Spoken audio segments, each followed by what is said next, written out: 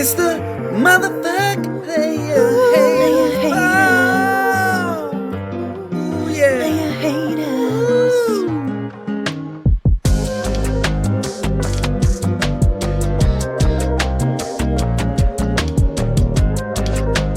Well, hello there, everybody, and welcome back into Obviously It's a Podcast, where I, your host, can't seem to win a damn week. I can only tie. Past 2 weeks, I've tied with both Ray and Brian. And oddly enough, I've set both of them up for a week matchup where perhaps maybe they will both, I don't know, trade another tie. Who knows?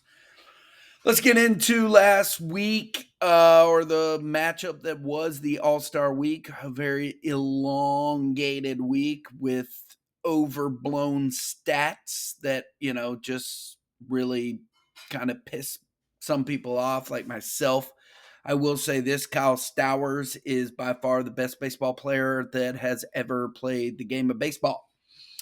13 RBIs, 5 home runs. He had 2 multi-homer days, and that boy he lit up the world.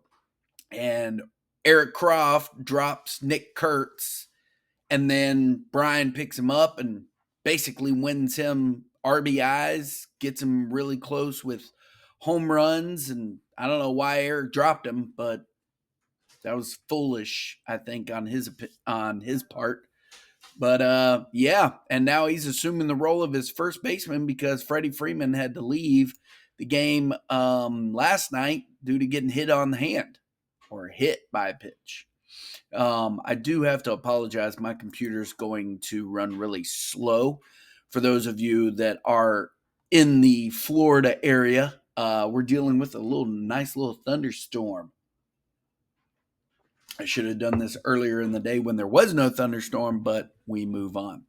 So Brian and I exchanged blows, and yeah, Brian ends up taking the RBI stats, and I take the save plus holds, and boy, was this a close matchup for him and I.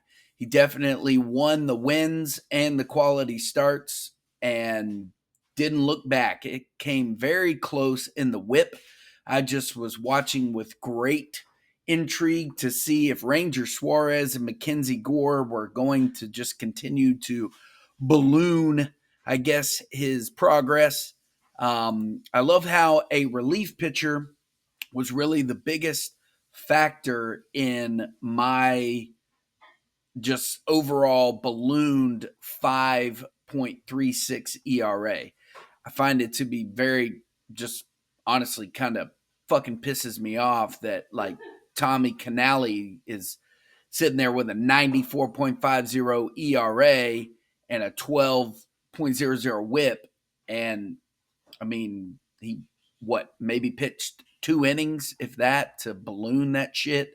And I just couldn't look back. But anyways, we move on. 6-6 was mine and Brian's matchup. And again, like I had mentioned earlier, second tie in 2 weeks. Moving on to Trippin' Billy's and Nick. This was a good matchup, a matchup of the week, and it proved to be so. These two traded blows. OBP was very close. It went down to, whoa, that was a big honking load of spit. Sorry about that, people. It went down to the, I don't know, the thousands. 0.3214 to 0.3212. So what is that? The 100,000ths? It kind of reminds me of the bullshit that was because everybody wanted Cal Raleigh to win the home run derby, which he ended up ultimately did. And yeah, the distance between Kyle Raleigh's home run and Brent Rooker's home run was down to the tenths of an inch. Really? StatCast was that accurate? Really? Kind of reminds me of that whole discussion I had about Babe Ruth and him launching home runs 560 feet, 890 feet. Like, okay, who the fuck was measuring these things? Come on, people. But it it was a good story. Cal Raleigh got it. By the way, if you send a child or a friend has a child that goes out into the outfield to catch the balls that don't make it over the wall, don't catch one that is going to be a home run, because apparently he'll throw off Junior Caminero or anybody else. But back to Shane and Nick. This was a good matchup. These two gentlemen tied in home runs, very close in OBP, like we mentioned earlier, and it came down to the 10,000s or the thousands, whatever. I haven't taken math in a long time. But these two guys had a little bit of an issue with their pitching. Not a lot of wins, heavy on the strikeouts for Nick, but really high ERAs. One almost in the 5, and Nick was in the 5. So, looking at it from my point of view, when I looked at Shane's pitching staff earlier today, I was like, really? He's doing and is in the top position with Ryan Pepiot, Jacob deGrom, Max Fried, Zebby Matthews, Brian Wu, and Clayton Kershaw as his pitchers? Am I missing something here? Is that an ace staff? Wow. Okay. I didn't really, I don't know. But anyways, Shane's doing it and getting it done, winning 7-4 over Nick. Speaking of another 7-4, Josh took it to Mandalorians. This was a close one too. Mandalorians was able to take home runs and RBIs. And if you didn't read the text, Josh said by one home run and one RBI, it could have been a different score, but it wasn't. And Mandalorians, again, we've mentioned he's got a pretty good pitching staff. Not really so much when you look at the ERA. I feel like that all the pitchers that came back from the All-Star break, they really fucked us. They fucked a lot of people. Like, where did your skills, maybe they just took too much of a break off.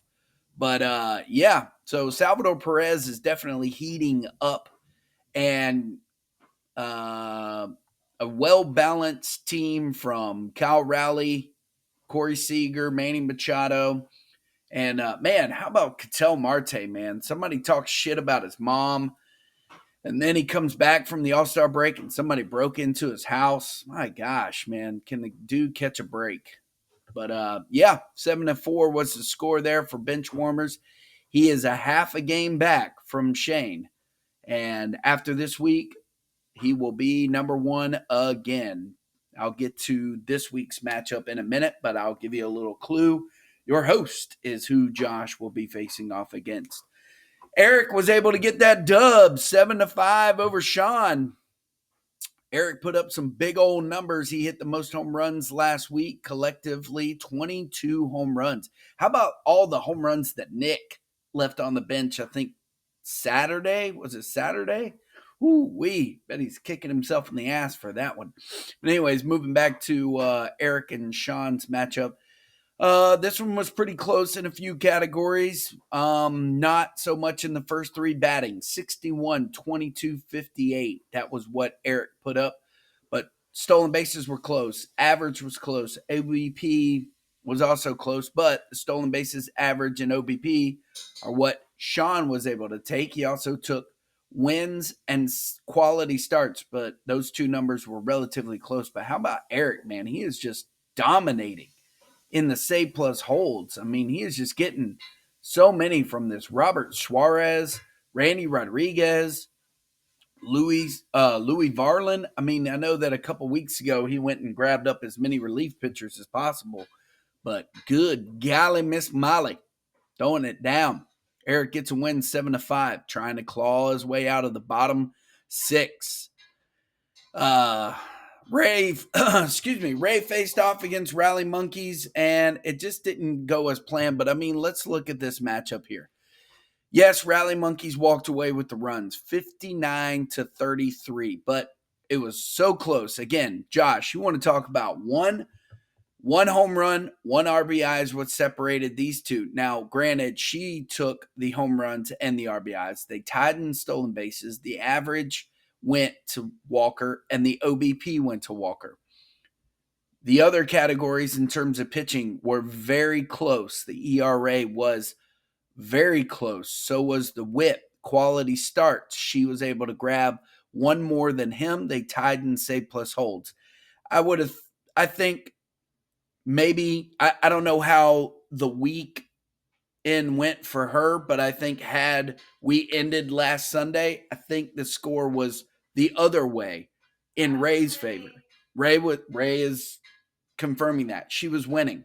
So saved by the All-Star break is one Chris, and now he's talking shit and saying I'm only 4 games back. Well, bro, I mean, really, what can we attribute? What can we give you credit wise with this? I mean, you benefited. I mean, we don't set the lineups and the matchups, but this wasn't going your way before the All-Star break. That's for damn sure. But can't take anything away from you. You won 7-3. Tortured Baseball Department loved him some Sunday Night Baseball because that's what made the difference. If I remember correctly, going into the last game, Jesus was winning 7-5. And then when I look up, guess what the score is? 7-5 in favor of the Tortured Baseball Department. I'm assuming the OBP is what ended up giving him 1 point back. And what else am I looking at? Maybe the whip? No, because he ended up, maybe ERA. That was really close. This was a very close matchup. But Jason will say, hey, that's why we play the game, and that's why Sunday Night Baseball is so important, because it really balances out the equation one final time. And that's what it did. 7-5 for Jason over Jesus. And that puts us now in week 16. Week 16 is going to look a little bit like this. I've already mentioned my matchup between bench warmers. Josh will more than likely assume the position of first place after this week because he's only half a game back from Shane. Shane will face off against Troubleshooters, Jesus. That is the matchup of the week when it comes to the fact that this is the only matchup between 2 top 6 teams. Nick will face off against Sean. Mandalorians will face off against Jason. Ray will face off against Brian, as I mentioned earlier, and Eric will face off against Walker. That is our co-matchup of the week. These two boys are already starting to talk shit, and the first pitch of the day hasn't even gone down. So I'm really excited to watch these two gentlemen face off one more time this season. I can tell you, Eric wants nothing but to win and win big because he needs to get out of the bottom 6, along with myself. So speaking of which, this is what it looks like. Trippin' Billies is half a game up on Benchwarmers. I can't say that enough.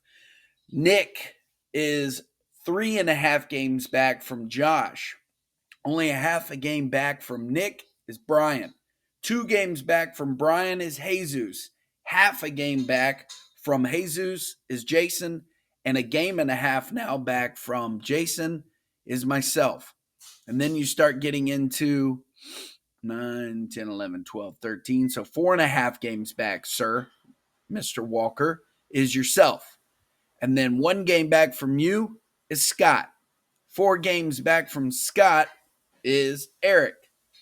And 4.5 games back from Eric is Ray. And 5 games back from Ray is Sean.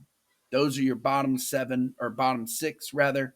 And then those are your top 6. So that's why I've dubbed this podcast, We're All Chasing 6th, because that's really where, after the All-Star break, that's where it all comes down to. Now, also to mention, as I read earlier, we have a date set. It's been preset, but it doesn't really get talked about much until around this time. August 7th is the last day for trades. That is August 7th. August 7th falls on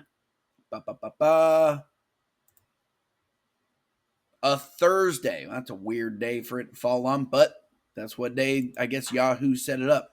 So that's, 2 weeks from Thursday. Yeah, 2 weeks from Thursday is the trade deadline.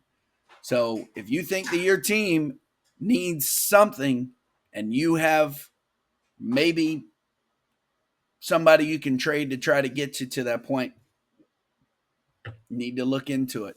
So